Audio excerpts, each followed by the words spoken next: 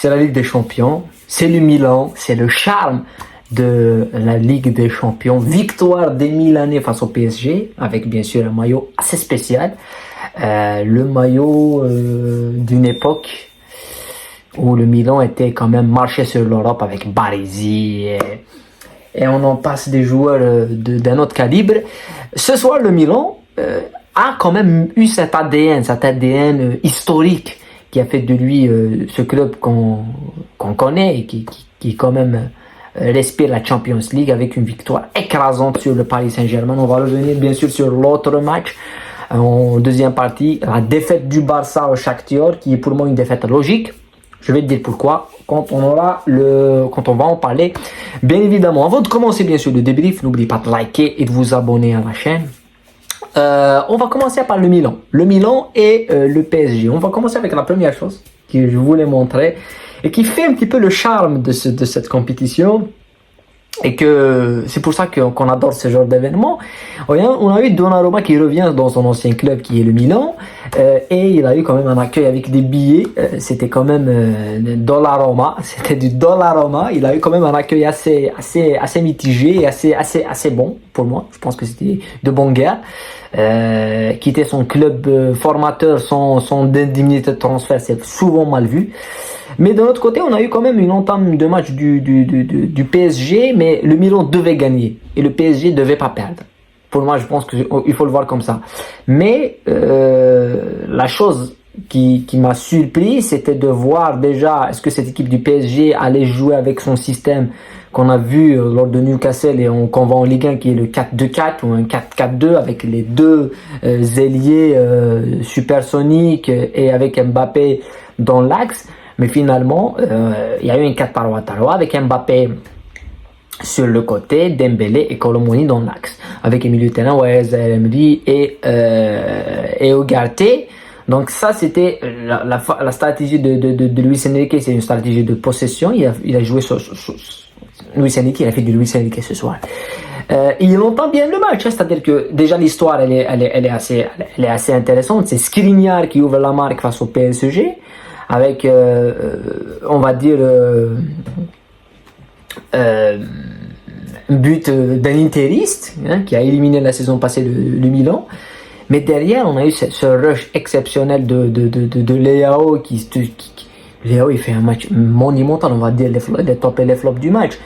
Mais Leao, il accueille, avant même le but de Leao, on a eu certaines belles occasions des Milanais.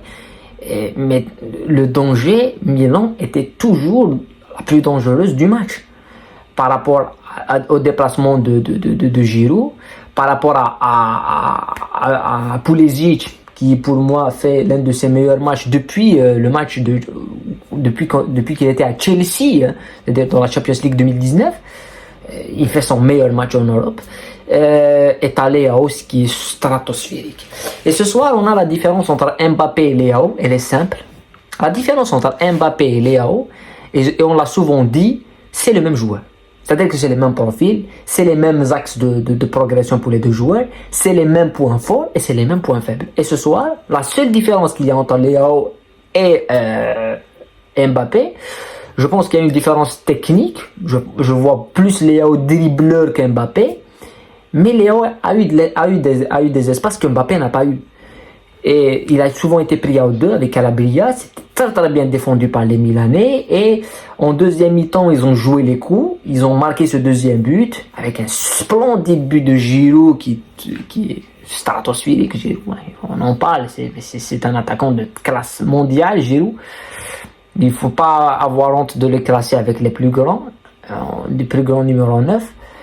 Et t'as un Catenaccio, un mini stratégie défensive de Milan qui défend comme des chiens, mais c'est à l'italien. C'est pour ça que je dis, avec l'époque de Baresi et du Milan, même c'est pas le Milan d'Ancelotti, hein, parce que le Milan d'Ancelotti, il jouait très bien au football. On les a souvent collé l'étiquette d'un Milan défensif, mais dans les années 2000, le Milan, ça jouait exceptionnellement au ballon, et on se rappelle de Nesta, de Rui Costa, de Kaka, de Pirlo. Ça jouait exceptionnellement bien au foot. Mais ce Milan-là qui pouvait être entre guillemets dégueulasse défensivement, et bien il fallait le faire sortir face à un PSG qui lâche ses dernières cartouches avec Kelly, avec la retraite de Gonzalo Ramos. Mais finalement, ça tient et le Milan qui arrache une deuxième victoire, une première victoire dans cette Champions League et qui se relance dans la course à la qualification. C'est vrai qu'ils auront quand même un déplacement compliqué à faire à Newcastle, mais ils se relancent et c'est une bonne chose. Pour moi, les tops et les flops. Les tops, Raphaël Leao, mais je mettrais presque tous les Milanais. Raphaël Leao qui fait un match.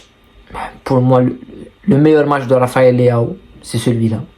Voilà. Je me rappelle d'un match l'année passée, il y a 2 ans, face à l'Inter, où il gagne 3-2, où il élimine tout le monde et il marque. Mais ce soir, il fait un match complet. C'est-à-dire qu'il est offensivement, c'est lui qui est la source de tout danger. Il élimine 2-3 joueurs avec une facilité déconcertante. Il fait un travail défensif exceptionnel. Donc il faut mettre ça en valeur pour Raphaël Leao. Et l'autre, le top.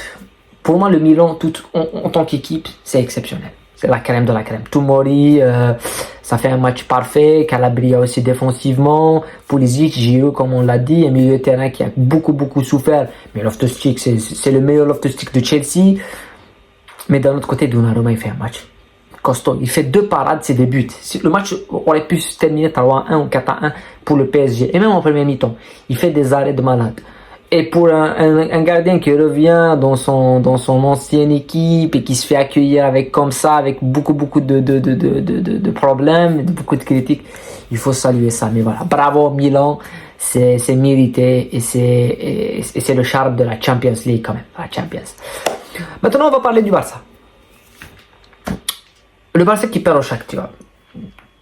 C'est une bonne défaite pour le Barça. C'est-à-dire que, et je vais juste parler, dernièrement, j'ai parlé du Real, à Vallecano, et j'ai reçu un commentaire de quelqu'un qui m'a dit, d'un habitué à la chaîne, qui m'a dit, quand tu parles du Real, faut pas parler du Barça. Quand on parle du Real, on parle du Barça. Quand on parle du Barça, on parle du Real. C'est ça, le football espagnol. Le football espagnol, les deux sont indissociables. Quand le Real joue la finale des champions, on pense au Barça qui la regarde à la télévision. Quand c'est le contraire, il faut pas se dissocier. Et le Shakhtar, c'est une équipe qui est compliquée à jouer, même dans les meilleures années du Barça, et c'est une équipe qui a souvent battu le Real.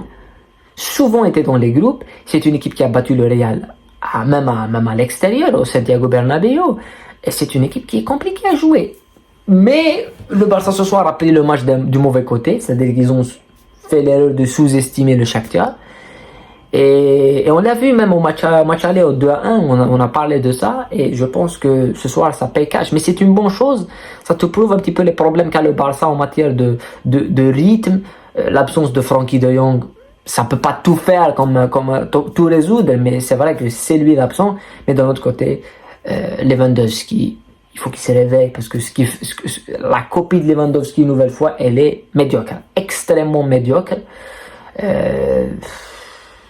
90 minutes dans les 18 à rien faire, à attendre les ballons.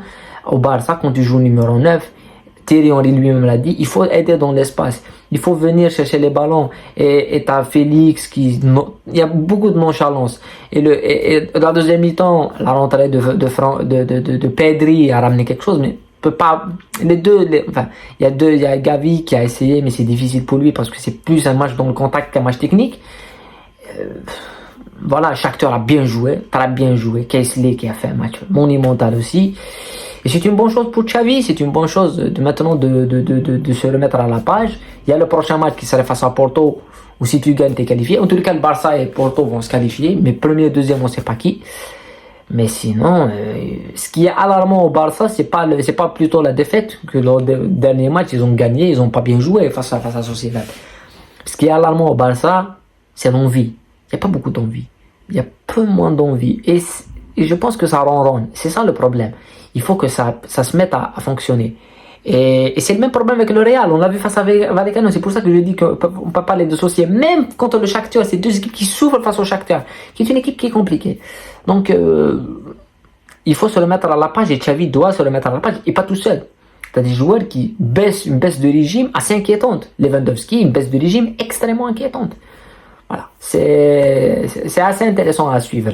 En tous les cas, c'était une sacrée soirée de Champions League avec cette victoire, cette très belle victoire des Milanais et cette défaite du Barça. Demain, on sera de retour bien sûr poursuivre une nouvelle fois une autre paire de manches avec un autre match dans le groupe qui nous intéresse bien sûr le plus, c'est le groupe d'Arsenal avec Lens qui se déplace au PSV, le Real qui pourra définitivement être qualifié et Manchester qui va essayer de se réanimer à Copenhague.